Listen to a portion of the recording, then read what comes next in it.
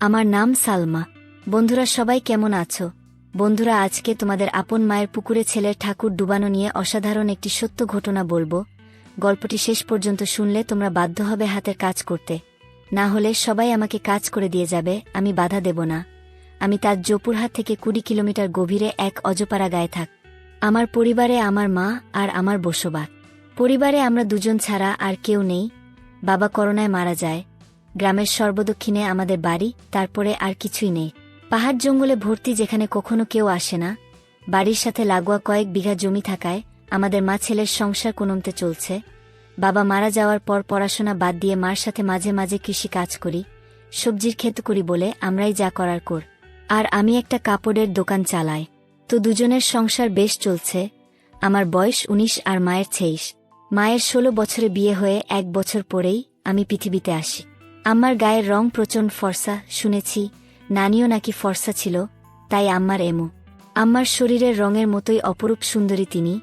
এমন চেহারার রূপসী নারী আর নেই আমাদের গ্রামে। কেউ বলবে না তার 19 বছরের সন্তান আছে। 24-25 বছর বয়সী বিবাহিত নারীর মতো একদম। আমার সাথে আম্মার মনের প্রচণ্ড মিল। আমায় ভীষণ ভালোবাসে আম্মা। কখনই একটু বোকাও দেনি জীবনে বলে আমি তার সব কিছু। যাই হোক, আসল ঘটনায় আসি। আম্মাকে নিয়ে কখনো আমার মনে খারাপ চিন্তা ছিল না। সাধারণ মা ছেলের মতোই। তবে বয়সের সাথে সাথে নিজের বয়সের চেয়ে বড় মেয়ে ও মহিলা দেখে মনের সুপ্ত বাসনা তৈরি হতে থাকে। স্কুলে পড়ার সময় কখনো ক্লাসের মেয়েদের দেখতাম না। ম্যাডাম বা আন্টিদের প্রতি নজর যেত সব সময়। আর এখন এটা আরও বেড়ে গেছে 1000 গুণ। 19 বছরে অনেকেই বিয়ে করে, কিন্তু আমার এখনও বিয়ে হয়নি। তার উপর কাপড় বিক্রি করি। দোকানে মহিলাদের পোশাকেই বেশি। খুব কষ্টে তাদের সামনে নিজেকে সামলায়। আর তার উপর গ্রামের একমাত্র কাপড়ের দোকান আমার বলে সবাই এখানেই আসে কেনাকাটা করতে। গ্রামের এমন কোনো মহিলা বা মেয়ে নেই যাদের ওই কাপড়ের সাইজ আমি জানি না। ভাগ্য ভালো হলে প্রায় মাপ নিতে গিয়ে কৌশলে হাত বুলিয়ে মনের আশ মিটা। এমন করে আরও বেশি খালা কাকিদের প্রতি আগ্রহ বাড়ছে। এমন করেই যে একদিন আমার জীবনের মোড় ঘুরবে তা কখনোও কল্পনাও করিনি। হঠাৎ এক রাতে স্বপ্নদোষ হল। মা ছেলে দুজন মানুষ, তাই একটা ঘর দিয়েই চলছি আমরা। আম্মা আমার বিপরীত পাশে একটা খাটে ঘুমায়, আমাদের মাঝে চাদরের বেড়া দেয়া। তো উঠে বসে দেখি বিছানা একদম তলিয়ে গেছে ভিজে। লুঙ্গির শুকনো অংশ দিয়ে বিছানায় ভেজা অংশ মুছে টয়লেটে গেলাম। টয়লেট শেষে ঘরে ঢুকতেই হঠাৎ চোখটা আম্মার দিকে গেল। আর চোখ আটকে গেল সেদিকে। শাড়ি উপরে উঠে পায়ের কিছুটা বেরিয়ে আছে। কিন্তু এইটুকু দেখে আমার চোখ আটকে গেল। নিজের অজান্তেই কেমন একটা ঘোরে হারিয়ে গেলাম আমি। তাই গিয়ে আম্মার কাছে গেলাম। আম্মা গভীর ঘুমে আছে। নিঃশ্বাসের সাথে বুকটা ওঠানামা করছে। আর কেউ যেন আমার বুকে ডাক পিটাচ্ছে। মন ভরে অধীর আগ্রহে আম্মার রূপ দর্শন করছি। হঠাৎ আম্মা আড়মোড়া ভাঙতে লাগলো ঘুমের মাঝে। আমি দ্রুত নিজের বিছানায় এসে শুয়ে পড়ি। সারারাত শুধু আম্মার কথা ভেবে পার করলাম। ঘুমাতে পারলাম না। অনেকক্ষণ পরে চোখ বুজলাম। কালে উঠে উঠোনে গিয়ে দেখি আম্মা গরুর দুধ দোয়াচ্ছে। আগেও দেখেছি, কিন্তু আজ চোখে পড়ল আম্মার পিঠ অনেকটা খোলা। মসৃণ ত্বকের পিঠ দেখে সাবানের এড করা নায়িকা সব ফেল। রাতে আম্মার সামান্য সৌন্দর্য দেখেই আমি আম্মার প্রতি নিষিদ্ধ আকৃষ্টতা অনুভব করতে লাগলাম। এটা খারাপ বা ভালো এমন কোনো চিন্তাই মাথায় আসছে না। আম্মার পিছনে দাঁড়িয়ে দেখেই যাচ্ছি। হঠাৎ আম্মা পিছন ফিরলে চমকে গেলাম দুজনেই। ছিছি, আম্মা বুঝে ফেলল না। কিন্তু আম্মা বলল, কি সোনা, ঘুম ভাঙছে তোমার? বলে রাখা ভালো, আম্মা আমাকে সবসময় সোনা বলে ডাকে, আর তুমি করেই বলে। যাই হোক, আম্মার কথায় মনে হলো না যে সে বুঝেছে আমি কি করছিলাম। আম্মা বলল, যাও মুখ ধুয়ে আসো, খাবার দিচ্ছি। আমি, আম্মা আজকে দুধ খাবো। আম্মা, এই দুধ খাবা? আমি মনে মনে অন্য কিছু বলতে লাগলাম। আম্মার ডাকে হুঁশ ফিরল। এই দুধ গরম না করলে খাবা কিভাবে? আমি এভাবেই খাবো, তুমি খাইয়ে দাও মা। আচ্ছা আসো। এই নেও পাগল ছেলে। আম্মা গ্লাসে করে দুধ ঢেলে এগিয়ে দিল। আম্মা মুচকি হেসে আমার চুল নাড়িয়ে দিয়ে বলল, এখন যাও হাত মুখ ধুয়ে আসো। আমি হাত মুখ ধুয়ে খেতে আসলাম। এসেই বলি, আজ আমাকে খাওয়ায় দেও। আম্মা অবাক হয়ে বলল, আজ কি হয়েছে তোমার? আমি, কেন খাওয়াইয়া দিতে পারবা না আম্মা? আমি তা বলছি নাকি? তাহলে এমন জিজ্ঞেস করো কেন? আচ্ছা বাবা, রাগ করো না, আসো খাওয়াইয়া দেই। আম্মা খাইয়ে দিচ্ছে এমন সময় বললাম, আচ্ছা আম্মা, তুমি আমাকে ভালোবাসো? আমার এমন প্রশ্ন শুনে আম্মা এক প্রকার ভয় পেয়ে বলল, কি হয়েছে তোমার? আজকে এমন কেন করতেছ? শরীর খারাপ নাকি বলে আম্মা আমায় কপাল গাল ছুঁয়ে দেখতে লাগলো জ্বর আছে কিনা। আমি আরে কিছু হয়নি জিজ্ঞেস করতে মন চাইল। আম্মা, তুমি ছাড়া আমার জীবনে আর কেউ আছে নাকি? তোমাকে নিয়েই আমার শো। আমার প্রাণ তুমি। নিজের জীবন থেকেও তোমায় বেশি ভালোবাসি সোনা। কিন্তু হঠাৎ এসব কেন জানতে চাইতেছ? আম্মা, তুমি আব্বা মারা যাওয়ার পর থেকে আর আগের মতো নাই, আর সাজনা নতুন কিছু পারো না। আমার এসব ভালো লাগে না। আম্মা নিরাশ হয়ে বলল, বাবারের স্বামী মারা গেলে কোনো নারীর অস্তিত্ব থাকে না। তুমি আমার জীবনে আছো দেখে বেঁচে আছি, নইলে কবেই মরে যেতাম। বাবাকে ভীষণ ভালোবাসতে, তাই না আম্মা? সব স্ত্রী তার স্বামীকে ভালোবাসে, আমিও বাসতাম। আমি কিন্তু আমাকে বাসো না, তার প্রমাণ দিয়ে দিলে। আমার পছন্দ তুমি সেজেগুজে থাকো, কিন্তু তুমি তা করো না। আমায় ভালোবাসলে এমন করতে না। তুমি খুশি থাকো, তা চাই আমি। তুমি একটা বিয়ে করো, আবার সুখের সংসার করো, তাহলে জীবনটা ভালো কাটবে। কেন এসব বললাম নিজেও জানি না, মনে এলো আর বলে দিলাম। আমার কথা শেষ হতে না হতেই ঠাস করে একটা চট পড়ল আমার গালে। আমি ব্যথার চেয়ে বেশি অবাক হয়েছি। আমার জান হবার পর কখনো আমাকে কেউ মারেনি। মার দূরে থাক, কখনো চোখ রাঙিয়ে কথা বলে না। কিন্তু আজ এতই রাগ হলো যে মার খেলাম। আমার চোখ লাল হয়ে আছে। কাঁদতে কাঁদতে বলল, নিজের বাবা মরে গেছে বলে মাকে অন্যের বিছানায় দিতে চাও? বোঝা হয়ে গেছে আমি, তাই না? আমাকে খাওয়াতে পড়াতে কষ্ট হচ্ছে। আমি চলে যাব, চিন্তা করো না বলেই উঠে চলে গেল। আম্মা নিজের বিছানায় শুয়ে কাঁদতে লাগল। আমি উঠে তার কাছে গিয়ে 1000 বার বোঝানোর চেষ্টা করলাম, কিন্তু আমার কোনো কথাই শুনল না। আম্মা, এখন আমার চোখের সামনে থেকে যাও। আমি আম্মার কথায় ভয় পেয়ে যাই। বের হয়ে যাই দোকানের উদ্দেশ্যে। রাতেও কথা বলল না, যে যার মতো শুয়ে পড়ি। হঠাৎ ঘুমের মধ্যে গালে নরম ছোঁয়া পেয়ে উঠে পড়ি। দেখি আম্মা আমার সামনে বিছানায় বসা। উঠে আমি সামনে বসতে আম্মার চোখ জলজল করে। আমার গালে হাত বুলিয়ে বলল, ব্যথা করছে তাই না? আমি বললাম, আমাকে মাফ করে দাও আম্মা, আর কখনো বলবো না। তুমি আমার কাছে মোটেও বোঝা না। আমি ভেবেছি হয়তো তোমার ভালো হবে, কিন্তু তুমি কষ্ট পাবে জানতাম না। আমায় মাফ করে দাও। আম্মা সাথে সাথে আমায় বুকে টেনে নিল। বলল, সোনারে, আমি তোমায় ভীষণ ভালোবাসি। তোমায় ছেড়ে কারো সংসারে গিয়ে নিজের সুখ চাই না। তোমার বাবার পরে তুমি আমার একমাত্র সম্বল, আর কখনো এমন বলো না সোনা। আমি আর কখনো বলবো না। আম্মা, আমার উপর রাগ করে থেকো না। এবার মনের কষ্ট ও ভয় দূর হলে আমি আবার মার সৌন্দর্যের উপর আকৃষ্ট হলাম। পরদিন বিকালে বাড়ি ফিরেই আমি চমকে উঠলাম। আমার পরনে একটা সবুজ শাড়ি আর হলুদ ব্লাউজ পরাই চমৎকার মানিয়েছে। একদম সচ্ছি ললনা লাগছে। আমায় দেখে মুচকি হেসে বলল, এখন ঠিক আছে তো? আম্মা, তুমি সত্যি আমার জন্য নতুন শাড়ি পরেছ? আম্মা, নইলে কি অন্য কেউ আছে আমার? আমি খুশিতে আম্মাকে জড়িয়ে ধরলাম। আম্মাও সাড়া দিল। আম্মা, তুমি আমার জান, তোমার খুশি আমার খুশি। তুমি নতুন নতুন সাজবে, তা আমার খুব ভালো লাগে। আম্মা, বুঝেছি, তোমাকে এখন সুন্দরী একটা মেয়ে দেখে বিয়ে দিতে হবে। আমি আর কখনো বিয়ের কথা আনব না। আম্মা, সে কি বিয়ে কেন করবে না? আমি শুধু তোমায় নিয়েই থাকব। আম্মা, আরে পাগল, আমি তো থাকবই। বিয়ে বিয়ে করতে তাতে সমস্যা কোথা? আম্মা, আমার আর তোমার মাঝে অন্য কেউ আসতে পারবে না। আমি চাই না আমাদের মাঝে কেউ আসুক। আর কখনো বিয়ের কথা বলবে না। তুমি ছাড়া আর কাউকে নিয়ে আমি সংসার করতে চাই না। আম্মা, আমার কথা মা ছেলের মমতাময় ভাব বুঝেছে, কিন্তু তা ছাপিয়েও যে আমি তার মন প্রাণ সব পাওয়াটা ভাবছি, তা তো সে জানে না। আম্মা, আচ্ছা বাবা, আর বলবো না। আম্মা কিছুক্ষণ আমায় চেয়ে দেখল, বলল, আচ্ছা যাই হোক। বললে না তো আমায় কেমন লাগছে? আমি একদম পরি লাগছে। তোমার মতো সুন্দরী এই দুনিয়ায় কেউ নেই। আম্মা লজ্জা পেয়ে বলল, দুষ্ট, খালি মজা করে। আম্মা, সত্যি বলছি, আমি বিশ্বাস করো। আম্মা বলল, আচ্ছা আচ্ছা হয়েছে, এখন যাও গোসল করে আসো। আমি পুকুরে গেলাম গোসল করতে। বাড়িতেই পুকুর আমাদের ঘরের পাশে। আমি গোসল করে গা মুছে সেই হালকা ভেজা গামছা পরে এসে আম্মার সামনে দাঁড়িয়ে বললাম, ভিতর থেকে লুঙ্গি এনে দেও না আম্মা। হঠাৎ খেয়াল করলাম আম্মা নজর গামছার দিকে। নিচে তাকিয়ে দেখি আমার ওটা স্পষ্ট আকার বোঝা যাচ্ছে। তার মানে কি আম্মা তাই দেখছিল? আমি মেলাতে পারলাম না। সেদিন রাতে হঠাৎ ঘুম ভাঙল, একটা অদ্ভুত শব্দ উঠে ভাবলাম আম্মার কাছে দেখি বিছানায় নেই। আম্মা, দরজা খোলা। হয়তো বাহিরে কোনো সমস্যা হয়েছে কি না ভেবেই তড়িঘড়ি করে বাহিরে গেলাম। আম্মাকে ডাক দিলাম, কিন্তু সাড়া নেই। হঠাৎ একটা শব্দ এলো গোসলখানা থেকে। পুকুরে গোসল করে আম্মা, তবে মাঝে মাঝে গোসলখানায়ও করে। তাই সেখানে এগিয়ে গেলাম দেখতে শব্দ খুঁজে। এগিয়ে যেতেই শব্দ বাড়ছে। হঠাৎ শব্দটা কেমন অদ্ভুত হল। বুঝতে পারছি না এমন শব্দ কিসের জন্য করছে আম্মা। এগিয়ে গোসলখানার কাছাকাছি যেতেই পর্দার ফাঁকে যা দেখতে পেলাম তা আম্মার প্রতি আমার ধারণাই পাল্টে দিল। গোসলখানার দরজা নেই, পর্দা লাগানো বলে সব দেখছি, কিন্তু আম্মা জানে না।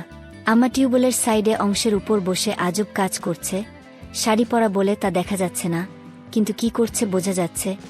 কাজ সেরে আম্মা টিউবওয়েল থেকে নেমে গেলে আমি চুপি পায়ে ঘরে এসে শুয়ে পড়।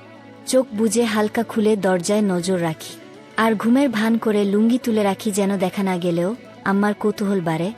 আম্মা ঘরে ঢুকলো, দরজা আটকে আমার বিছানার কাছে এসে দাঁড়াল। সে দাঁড়িয়ে থাকায় তার চোখে বাহির থেকে জানালার ফাঁক দিয়ে আসা চাঁদের আলো স্পষ্ট দৃষ্টি আমায় গিলে খাচ্ছে। ঘুমের মাঝে আমি আড়মোড়া ভাঙ্গার ভান করলাম, তাতে আম্মা তড়িঘড়ি করে চলে গেল নিজের বিছানা। আমার মন খুশিতে নেচে উঠল আম্মার আমার প্রতি এত আকর্ষণ দেখে। কখন যে আম্মার কথা ভাবতে ভাবতে ঘুমিয়ে গেলাম বলতেও পারি না। সকালে ঘুম ভাঙতেই উঠে দেখি আম্মা এখনো ঘুমিয়ে আছে, কিন্তু অবাক করা বিষয় দেখি মাঝখানের চাদরটা সরিয়ে রাখা। আম্মাকে দেখে চোখ আটকে গেল। আমি আম্মাকে ডাকলাম, আম্মা উঠো, সকাল হয়ে গেছে তো। আজকে এত সকাল হয়ে গেল, উঠো নিজে। আম্মা ঘুম থেকে চোখ মেলে উঠে বসল, কিন্তু সামান্য বিচলিত নয় আমায় দেখে যে তার কাপড় ঠিক নেই। স্বাভাবিক গতিতেই কাপড় ঠিক করে বিছানা থেকে নামল। আম্মা এতই দেরি যে ক্লান্ত নাকি? পরিশ্রম করা হয়েছে খুব তো, তাই ক্লান্ত, এখন ভালো লাগছে। আমি মনে মনে বললাম, কি পরিশ্রম তা তো জানি। আমি বললাম, এই চাদর সরানো যে। আম্মা বলল, আমি সরিয়েছি। ঘরে আমরা ছাড়া কেউ নেই তো চাদর রেখে কি হবে? আর যে গরম পড়েছে, এভাবে চাদর থাকলে আলো বাতাস চলাফেরা করে না। আম্মার যুক্তি শুনে মুচকি হাসলাম মনে মনে। মা বলল, তোমার খিদে লেগেছে তাই না, তুমি হাত মুখ ধুয়ে আসো। আমি বললাম, না, আগে গোসল করব, তারপর খাবো বলেই আমি পুকুরে গেলাম।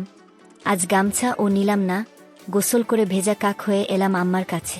আগের দিন তো হালকা ভেজা গামছায় এতই ভালো বোঝা যায়নি, কিন্তু আজ একদম ভিজে গায়ে লেগে আছে লুঙ্গি। আম্মার দৃষ্টি আমার উপরেই আর চোখে গিলে খাচ্ছে। জিভে যেন জল এসে গেছে, এমন করে তাকিয়ে আছে। আমার বেশ ভালো লাগছে তা দেখে।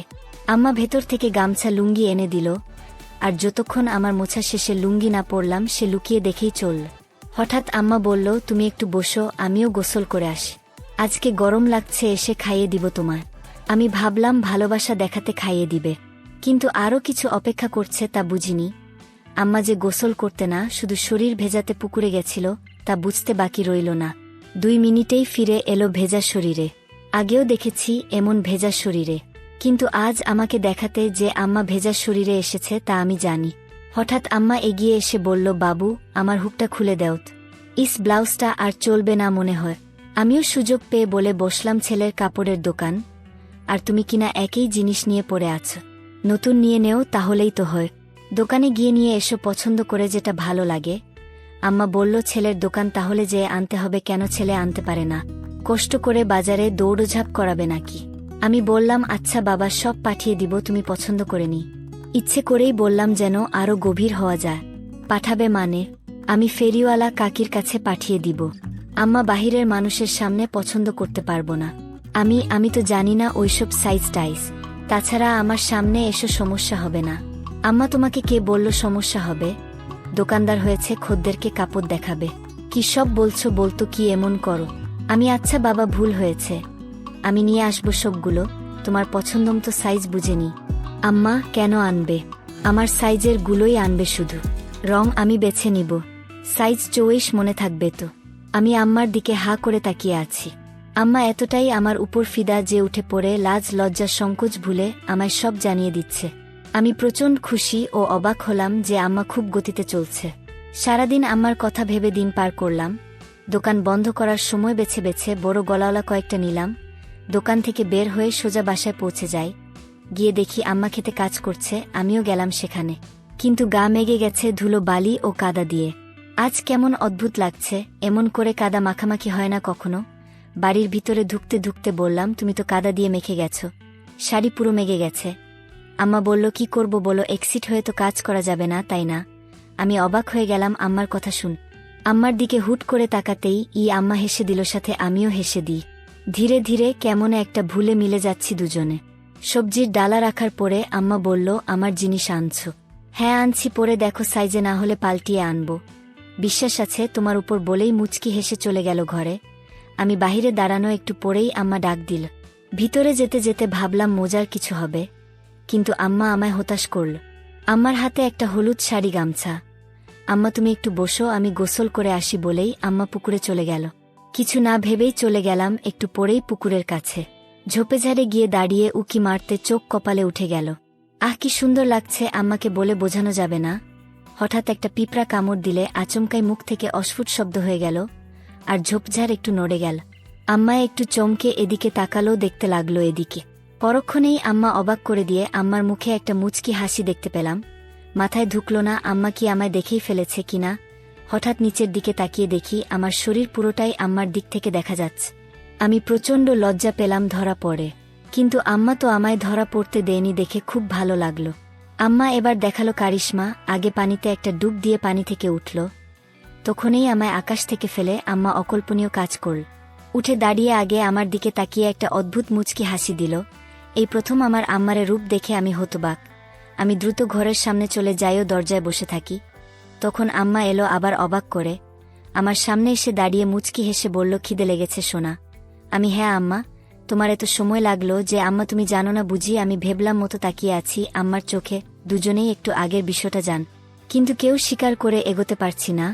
সময় নিচ্ছি, কিন্তু আম্মার এক ধাপ এগোল হয়ে গেছে। আমার দিকে এক প্রকার এগিয়ে এসে বলল, কি দেখছো সোনা? আমিও লজ্জার সংকোচ কাটিয়ে বলি, তোমার জন্য এনেছি, ওগুলো পরলে ভালোই লাগবে। আমার মুখে মারাত্মক একটা হাসি এনে বলল, কেন, এগুলো ভালো লাগে না আমা? আমি, ভালো লাগে, কিন্তু আমি যা এনেছি তা এর চেয়েও সুন্দর মানাবে। আম্মা বেশ নজর রাখছে আমার উপর। আম্মা আমায় সুযোগ দিচ্ছে, আমি তা বুঝতে দিলাম না। বললাম, আমার খদ্দের তুমি কোনোটাই কেমন লাগবে তা আমার দেখার দায়িত্ব। আমার চোখ পাকিয়ে বলল, তাই তাহলে তো গ্রামের সব মেয়ে মহিলার দিকে দেখা হয়ে গেছে। আমি হকচকিয়ে গেলাম, কথা সত্যি, কিন্তু বুঝলাম আমার খানিকটা জ্বলন হচ্ছে, তাই আর একটু জ্বালাতে বললাম, সবাইকে কি আর দেখব, যার জন্য সাধারণ ভাবনায় যা দেখা লাগে তাই দেখি। টাকা দেই, ভালো জিনিস দিই, বুঝে শুনে ভালোটাই দেই। আমিও কি সবার কাতারে পড়ি? আমাকেও কি টাকা দিতে হবে? আমি মুচকি হেসে বললাম, যদি খদ্দের হয়ে থাকো তাহলে দিবে টাকা। তুমি কি হিসেবে চাও? ঢিল মেরেছি, এবার ঘুঘু ধরা নিজেই পড়তে চা, তাই ঢিল নিজেই গায়ে লাগাচ্ছে। আম্মা, তা দেখা যাবে, তুমি বসো, বলে আম্মা ভেজা শরীর নিয়ে ঘরে চলে গেল। কিন্তু দরজা খোলাই আছে, কখনো এমন করেনি, কিন্তু আজ করেছে। 2 মিনিট পরেই আম্মার ডাকে আবার হঠাৎ দেখে ভয় পেলাম। ভাবিনি এতই তাড়াতাড়ি ডাকবে, কারণ এত তাড়াতাড়ি কাপড় পরা হয় না। তাহলে ডাকলো কেন? আমি ভিতরে আসবো? আম্মা, হ্যাঁ এসো। আমি মন ফুরফুরে করে এগিয়ে ঘরে ঢুকেই চোখ জড়ো হয়ে গেল। আমার মনে ঝড় উঠে গেল আম্মার আমার প্রতি এতই সদয় দেখ। আম্মা আমায় নিজে থেকে দেখাচ্ছে বলে গর্বে বুকটা ভরে গেল। আমি আম্মার সামনে গিয়েই তো হয়ে দাঁড়িয়ে আছি। এমন সময় আম্মা গলা কেসে বলল, কি হলো দোকানদার? মাপ তো ঠিকই এনেছে দেখছি, এতই ভালো মাপ কি করে আন? আমিও আমার সামনে খদ্দেরদের সাথে যেভাবে কথা বলি সেরকম বললাম, এত বছর ধরে ব্যবসা করি, জানবো না আমি? অন্যদের তো মাপ নিতে হয়। আমার লাগলো না যে আমি তোমার কি অন্যের সাথে যা? তুমি আমার সামনে সব সময় থাকো, আগাগোড়া সবেই তো দেখা আছে। কথাটা আচমকা বলেই ফেললাম, যদিও এখনই বলতে চাইনি, কিন্তু আমার মুখ এটা শুনে দুষ্টু হাসি। আম্মা, যাক ভালোই এনেছ। আমি তোমার গায়ে ফিট হয়েছে তো? কোনো সমস্যা হলে বল, অন্য সাইজা আনবো তাহলে। আম্মা, একদম ঠিক আছে, কিন্তু একটা জিনিস বলা দরকার। আমি, কি বলবে বল? আমার উত্তেজনা দেখে আমরা হেসে দিল মুখে হাত দিয়ে। আমি ওর সামনে লজ্জা পেয়ে বললাম, কি জিনিস আম্মা? আরে কোনো সমস্যা না, একদম মাপ মতন হয়েছে, কিন্তু আমার আরেকটু টাইট পরার ইচ্ছা। মাপ তো তুমি জানোই, তবু একবার মাপ নিয়ে নেও। আমি আমার প্রতি এতই আহ্বান দেখে মুগ্ধ। আম্মা তার গায়ে ছোঁয়ার সুযোগ করে দিচ্ছে। আমি এতই মুগ্ধ যে তাকিয়ে আছি। আম্মা, তুমি মনে হয় মাপ নিবে না? সরো, কাপড় পরে নেই। আমি, আরে না, এই তো নিচ্ছি। এক প্রকার দৌড়ঝাঁপ করে ফিতা এনে আম্মার সামনে দাঁড়ালাম। অন্যদের তো স্বাভাবিকভাবেই মাপ নেই, কিন্তু আম্মার সামনে এসে বুক ধরফর করছে। কোনো পাশ থেকে শুরু করব তাই বুঝতে পারছি না। এতই পাগল হয়েছি যে কিসের জন্য মাপ নিব তাই জিজ্ঞেস করিনি। আম্মা মুচকি হাসছে আমার কাণ্ড দেখে। আমি, কি হলো, হাসছো কেন আম্মা? তুমি কিসের মাপ নেবে জিজ্ঞেস করেছ? আমি, ও তাইত। কিসের আম্মা? পাগল ছেলে, তুমি যে দোকান করো কিভাবে জানি না। নেও, এই ধরো বলেই আম্মা হাত দুটো দুদিকে ছড়িয়ে দিল। আমি একটু ঝুঁকে পিছন দিয়ে ফিতা এনে বুকের উপর রাখলাম। এখনো টাইট করিনি। আম্মা তাও বলল, আরও টাইট। আম্মার বুকে একটা কাঁপুনি হলো আর মুখে পাগলাটে একটা চাহন। আমার চাহনি দেখে আম্মা একটু বিরক্ত হয়ে বলল, খদ্দেরদের সাথে এমন আচরণ করো তুমি? একটা মাপ নিতে তো এত সময় কেন? আমি, যত যাই হোক তুমি তো আম্মা। আম্মা, তাতে কি হয়েছে? কাজ কাজের জায়গায়, বাহিরে হলে কি এতই স্বাভাবিকভাবে তোমায় বলতে পারতাম? তুমি নিজের পেটের সন্তান, তাও যদি এতই রংচং কর। লাগবে না, যাও বলেই আম্মা সরে যেতে গেলে আমি হাত ধরে বলি, আচ্ছা এসো, মাপ নিচ্ছি। কত করে গো আম্মা? নয়তো কি করব? বাহিরের মানুষের কাছে গিয়ে মাপ দিব? আম্মা, আচ্ছা হয়েছে, এসো, হাত সরা। আম্মা, পারবো না, পারলে সরিয়ে নেও। আম্মার এই অভিমান খুব ভালো লাগলো। আমি এবার সংকোচ কেটে গেলাম, তাই আমিও এগিয়ে গেলাম।